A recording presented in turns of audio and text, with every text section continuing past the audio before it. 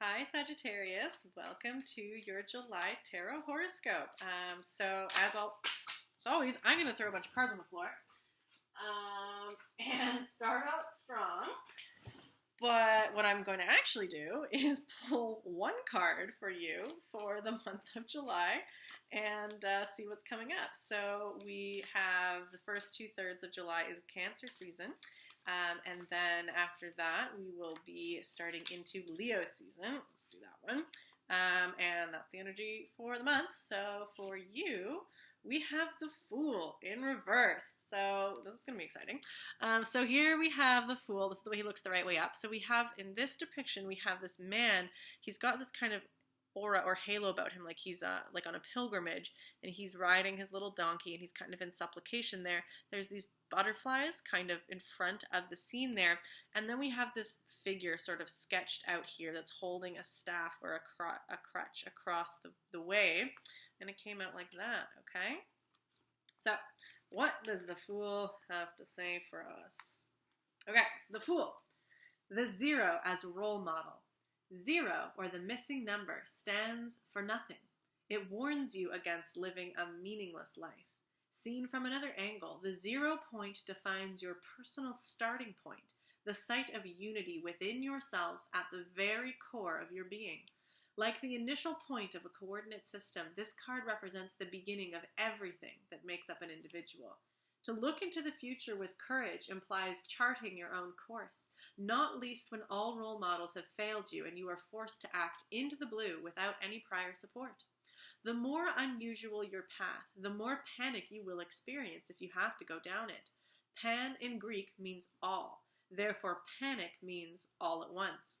The more room you give the Fool in your life, the easier it will be to get used to accepting yourself, God, and the world as they are, as the supplicant saint in the picture demonstrates.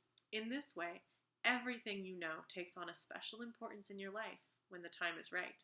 Look at the shadowy figure by the wayside. It could represent your second self that you desperately need and long for. Do not take lightly the feeling that you are missing out on something. The fulfillment of these desires and the banishment of deep-seated fears are a priority. The Fool represents a state of unadulterated bliss. Practical advice. As a Fool, you are open to experiment and free to learn from all experience. You are entitled to lack answers and to change your point of view at will. Put your faith in your own originality and trust the world. Do not let others drive you crazy. It is foolish to concern yourself with things or events that cannot be appropriately judged at the present time. Whew, all right. So I feel like this card really speaks for itself a lot, that there's only so much that I can kind of embellish about it. This is the beginningest beginning, where I'm just picturing, like Bilbo Baggins, at the beginning of a journey, just about to go on an adventure. All he's got is his handkerchief and a foolish old man telling him something about treasure, and he has absolutely no skills that are required for this, no experience whatsoever, and yet he's about to take a step and go on a crazy wild adventure that everybody would say, you are totally crazy and foolish to be doing this. So there's this sense of an open road ahead of you, and you are the beginning point. And there's both nothing that is holding you back, and also nothing yet that has been acquired on the journey, no skills yet, which is this most undifferentiated self that you could be, no obligations, the true start to an adventure, which for a lot of you Sagittarius, like nothing gets you more riled up than an adventure. But this is an interesting opportunity to have the Fool as your adventure card, because oftentimes as a Sagittarius, we can really like to know things. We're interested in like learning truth and what the universe is all about, and having this wisdom, this experiential wisdom, and that's part of often why we seek that adventure and we seek the quest, is to have knowing. And so in the Fool state, you have no knowing yet. You don't have any mastery, you don't have wisdom, and so it's that paradox of the wise fool, the wise man really knows that he doesn't actually know anything. He recognizes that it's very hard to capture a truth, and that people who claim to have it all and know it all probably don't know what they're talking about. So there's this tension in the Fool for a Sagittarius and for you in this time, which is this excitement of this open road adventure, but also this tension of, I don't actually have the wisdom yet. I want to get the wisdom, and yet that kind of, again, the paradox that the more you learn and the more that you actually catch a glimpse of what is out there in the universe, the more that opens up more questions. You feel the Fool once again. Every place that you are, you can look to right, left, up, down, and there's a whole new open road. It's like Bilbo never actually, the road just keeps going ever on, and every path you take, you are the Fool again, because you don't know what lies down that path. And so that can be this most exhilarating adventure that you could never know at all. Or you get that panic, you get that everything all at once is, oh my God, I can't know anything. What's the point of even trying? Every road, I'm the Fool again, and I don't know what's down any of those roads. And I'm just so overwhelmed by the fact that especially in our culture, Western culture, there's this big emphasis on, we're trying to uncover all the mysteries of the universe so that we get it. So we've pinned it down. There's no mysteries anymore. We've explained the universe. There's no more questions, and we know it all. It's like our culture is terrified of that panic of looking down the road and not knowing what's there, of realizing that actually all the things you think you know, you might not actually be as smart as you think you are, and that's a terrifying feeling. So in our culture, we're kind of punished if we don't know. Asking questions, it's because you're supposed to know the answer, right? If you ask a foolish question, or you're asked in school and you don't know the answer, people make fun of you. There's this yick about the Fool state, and even our culture can be really derogatory towards children, or people that they perceive as not intelligent, and you're trying to rush past the stage of not knowing something in order to get to a useful mastery.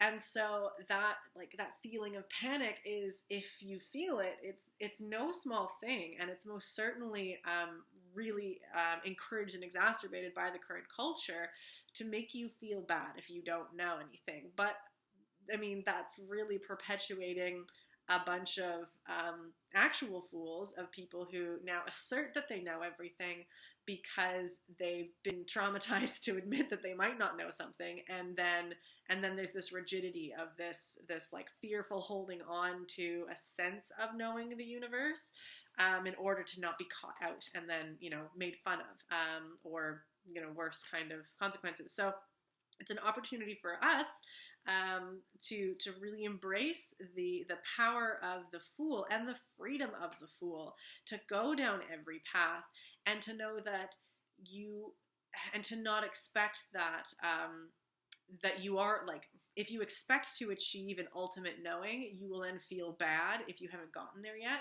But if you understand the essence of the Fool, that you're always at this 0 point, no matter how much you believe you know, there's always more to know. And that you never will be the master of it. If you can get past the panic, it then becomes this release and this freedom. So that's kind of what this card is kind of going on, as well as that little bit of, do not take lightly the feeling you're missing out on something. You could fall into apathy of, well, if I can't know anything for sure, if I'm never going to get mastery, why should I even start? But there is this drive to go on the adventure anyway, to go down that path, to see what you can experience, even if your experience does not result in now a knowing or a checking off a mystery of the universe, but just unravels more. You will have the experience, and that experience you won't be able to take away, and that experience is going to be a big part of, if you're feeling like you're missing out on the experience, then go and have one. Go have an adventure. Don't get left behind. And who knows what'll happen on the way. So that's the card. For this particular month, it's interesting because Cancer season Cancer isn't really like a go forth and go slay the dragon kind of feeling. Cancer is the archetype of the home and the mother and the nurturing and tending to something vulnerable until it can grow to maturity. So that feels like it's contradictory. but it also kind of, because it has this seed of youth and tending to something small, it also can kind of pull into that feeling of the beginning of the adventure, of not being a master yet, of needing to be tended to. So in this case, this might be allowing yourself to receive Cancer energy, to receive an unconditional love, to receive somebody and people that may want to care for you, that want to nurture you and provide you with support and with energy and safety and love. So there might actually be this month a lot of offers that may be obvious or maybe not, of people trying to give you Cancerian energy and give you Cancerian love, and your invitation is to be open to receiving it instead of shutting down. The Cancer energy is also like the crab, and like, oh, I'm scared, I'm locking in, and I'm isolating myself because I'm feeling upset or vulnerable. So if you can let go of that hard shell and receive, and then be built up and nourished and take your turn and take your time. It can be very hard to not feel like guilt in receiving from other people and instead always feel like you're the one who's supposed to give. But if you can just receive this season, then towards the end of the month is when we get into Leo season, and that's more about expression. That's like, okay, you've been fed into, you've been nurtured, you're growing, and now you can step forth and bring your dreams and your adventure and what it is that you want to do. Now you can step forth and have a bit more energy and vitality and shine that out in Leo season. So that's the invitation for you. There's a big open road ahead of you, and you don't have to know it all, and in fact you never will, and that's the secret. And try to open yourself to receiving this month, and then taking what you've received and then amplifying it and shining it out towards the end of the month and inviting others in with that kind of Leo expressive energy. So that's what's up for you this month. If you are interested in a little bit more specifics about the energy that's happening in Cancer season, if you want to check out my Pay What You Can Cancer season forecast, I got it up a little bit late because I was dealing with being sick, but there's a lot of information on the transits there that are going to be supporting you. And so just being aware of what it is that's happening in the sky when you start your adventure. So check that out on my YouTube page. And again, it's Pay What You Can. Appreciate any donations. Helps me keep making content. And I will see you next month. Wish us luck on our adventures, Sagittarius.